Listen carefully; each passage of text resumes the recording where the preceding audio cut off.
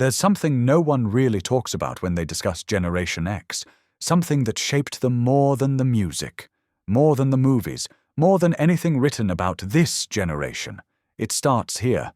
Millions of kids, some as young as 5 or 6. Every afternoon they came home from school, and no one was there.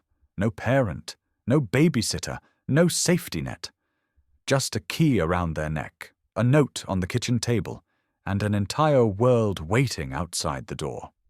By today's standards, this would raise serious questions, not by intention, but by circumstance. But for Generation X, that empty house was not the beginning of trauma. It was the beginning of everything. Picture this. It's 3:15 in the afternoon. The school bus drops you off at the end of the street. You walk home alone. Backpack heavy on your shoulders.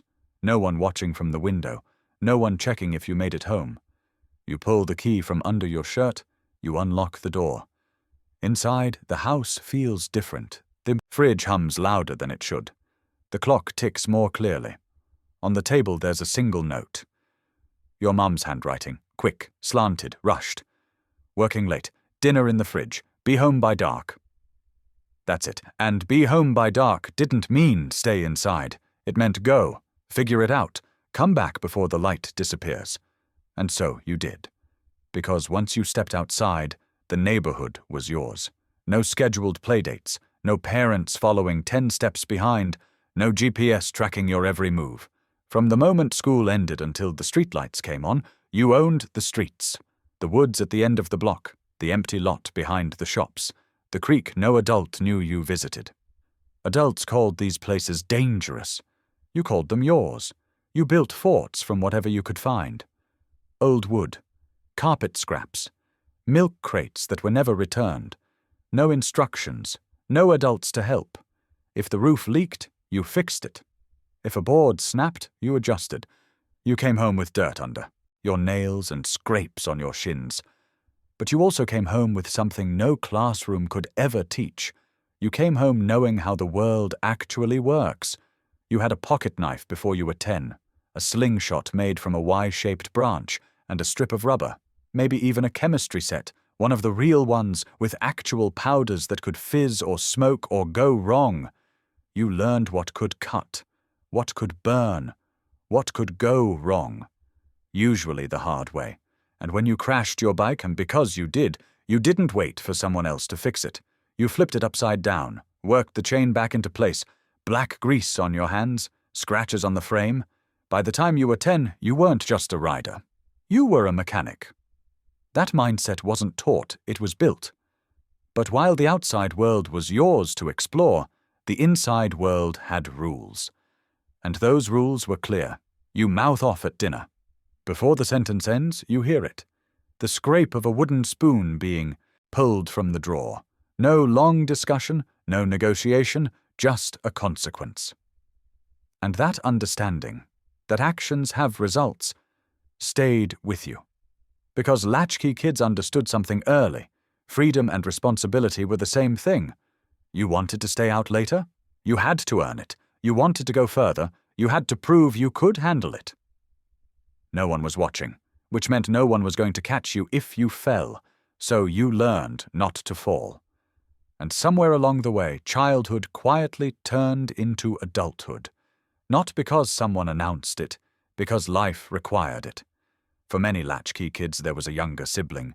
You weren't babysitting. You were just responsible, making sure they ate, making sure the stove was off, making sure they were okay. You became a caretaker before you were old enough for a driver's license, and when it was time for your first real job, it didn't feel new. A paper route, a grocery store, fast food. You showed up early because people depended on you. You were paid in cash or a check. You felt the weight of it. You learned exactly how much effort money actually costs. That lesson stayed. But the hardest part was never during the day.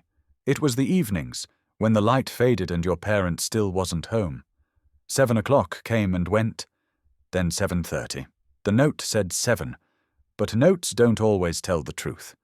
No phone to call, no way to know if something went wrong, just you, and the waiting. And in that waiting, You learned something most adults never master: how to sit with uncertainty without letting it destroy you. You learned to breathe slower, to tell the fear, "Not now," to believe, without proof, that everything would eventually be okay. Psychologists call this emotional self-regulation.